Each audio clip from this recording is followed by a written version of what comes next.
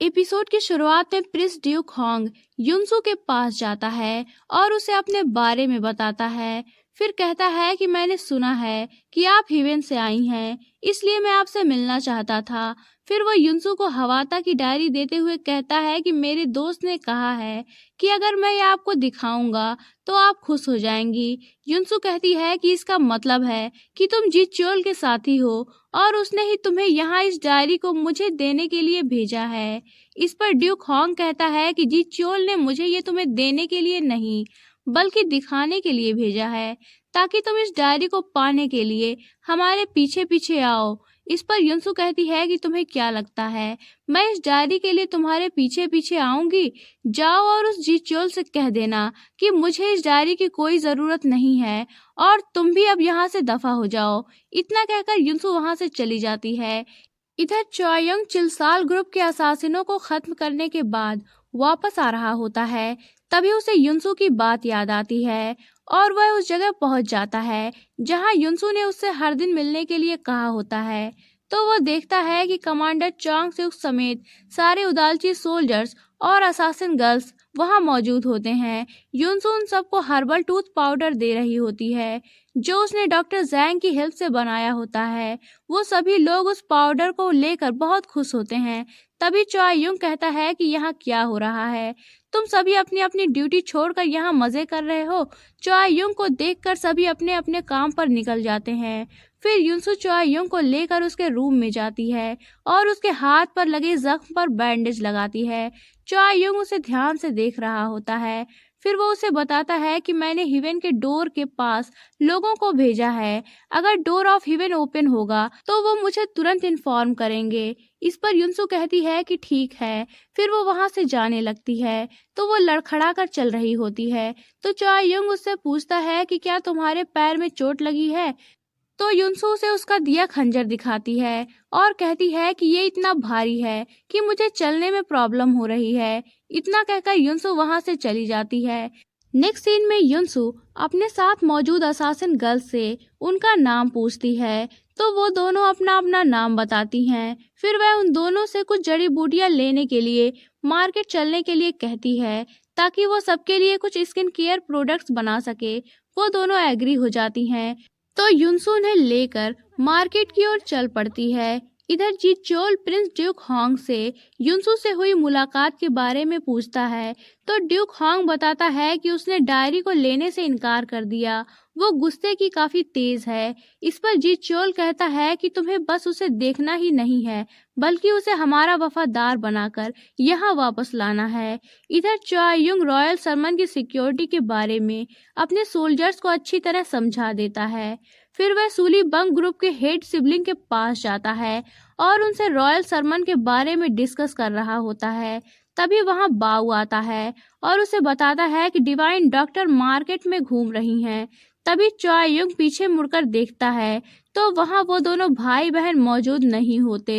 इधर युनसू अपने काम की जड़ी बूटियां खोज रही होती है।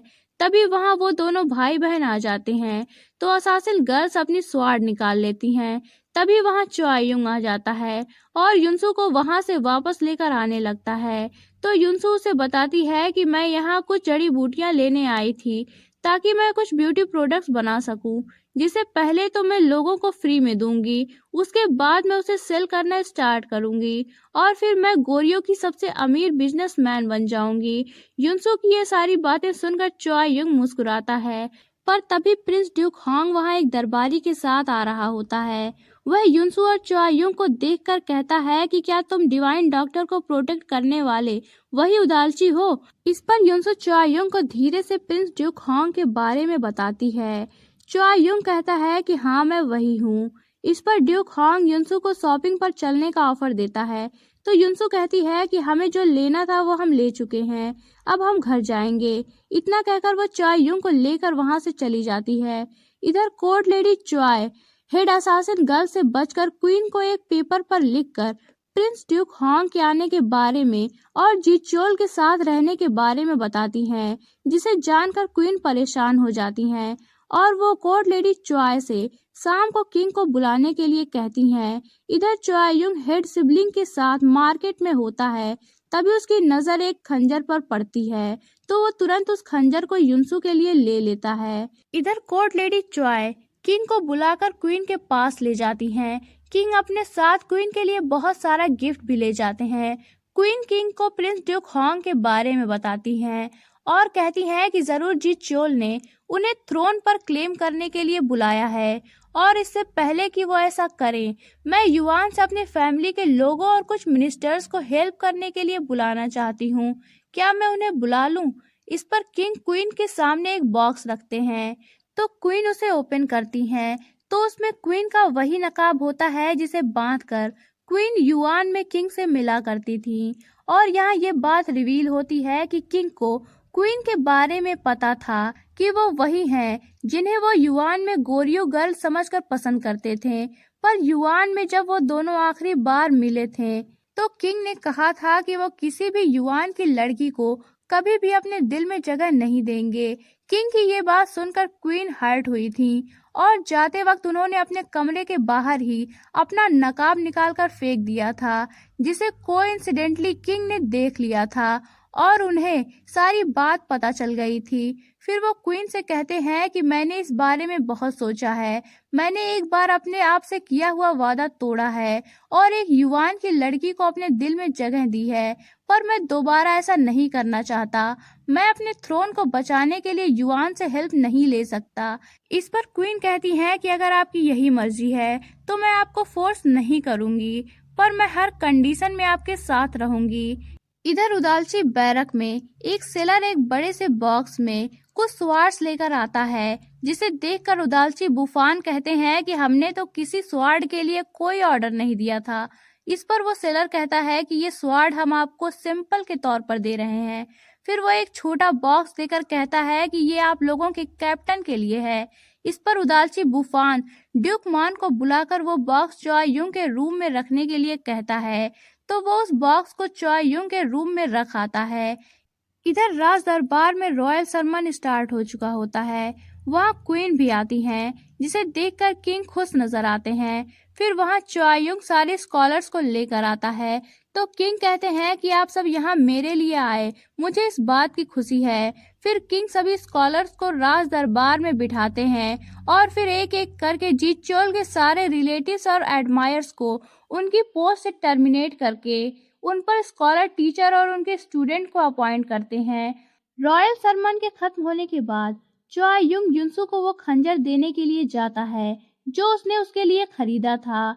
चॉय युंग जैसे ही उसके रूम के बाहर पहुंचता है, वैसे ही वो उसके चीखने की आवाज सुनता है, तो वो अंदर जाने के लिए आगे बढ़ता है। तभी डॉक्टर जैंग वहां आकर उसे रोक देते हैं और कहते हैं कि हर रोज वो इसी तरह नाइटमेयर से डरकर चीखती है। वो अपने स्माइली फेस और जॉली नेचर को दिखाकर लोगों को अपने अंदर की फीलिंग्स का पता नहीं लगने देती, पर सच तो ये है कि वो मेंटली तौर पर काफी डिस्टर्ब है। उसकी लाइफ में बहुत प्रॉब्लम्स क्रिएट हो चुकी हैं। इतना कहकर डॉक्टर जैंग वहां से चले जाते हैं और चॉय युंग वहां खड़ा सोचता रह जाता है। फिर नेक्स्ट मॉर्निंग वो उस जगह जाता है जहां प्रिंस ड्यूक हॉन्ग रुका होता है। वहां चुन युमना और हवासु भी होते हैं। तभी बाओ चुन युमना की बांसुरी एक पत्थर फेंक कर गिरा देता है, फिर उसे पकड़कर वहां से भाग जाता है, तो चुन युमना उसका पीछा करने के लिए चला जाता है। फिर चॉय युंग हवासु को अपने पास बुलाता है, तो हवासु उसके पास जाती है, तो चॉय युंग उसे वार्निंग देता है कि अगर वो फिर कभी युनसू को डराने की कोशिश करेगी या उससे मिलेगी तो वो उसे मार डालेगा। इधर चुन युमना और हवासु के बाहर जाते ही वहां रैन बाई आकर ड्यूक हॉन्ग को किडनैप करके ले जाता है, तो चॉय युंग वहां जाकर उससे युनसू के लिए हवाता की डायरी लाने के लिए कहता है। इस पर ड्यूक हॉन्ग कहता है कि तुम एक उदालची होकर मुझे किडनैप नहीं कर सकते। इस पर चॉय युंग कहता है कि मैंने आपको किडनैप नहीं किया है, बल्कि मैं तो अपने रास्ते जा रहा था, पर तभी मैंने देखा कि कुछ किडनैपर आपको कहीं ले जा रहे हैं, तो मैंने आपको बचा लिया। पर अगर मेरा काम नहीं हुआ तो हो सकता है कि वो किडनैपर्स दोबारा आकर आपको ले जाएं, क्योंकि मेरा शेड्यूल काफ़ी बिजी रहता है, तो हर बार तो मैं आपको नहीं बचा पाऊंगा। इस पर आपको केयरफुल रहना चाहिए। इतना कहकर चॉय युंग वहां से चला जाता है और ड्यूक हॉन्ग उसकी इस धमकी को सुनकर कुछ सोचने लगता है। यही ये पार्ट एंड होता है। तो दोस्तों, अगर आप जानना चाहते हैं कि कहानी में आगे क्या हुआ, तो बने रहिए मेरे साथ। और अगर आपने अभी तक चैनल को सब्सक्राइब नहीं किया है, तो चैनल को सब्सक्राइब करके बेल आइकन पर क्लिक कर लीजिए, ताकि आपको हमारे आने वाली वीडियोस की इंस्टेंट नोटिफिकेशंस मिलती रहे।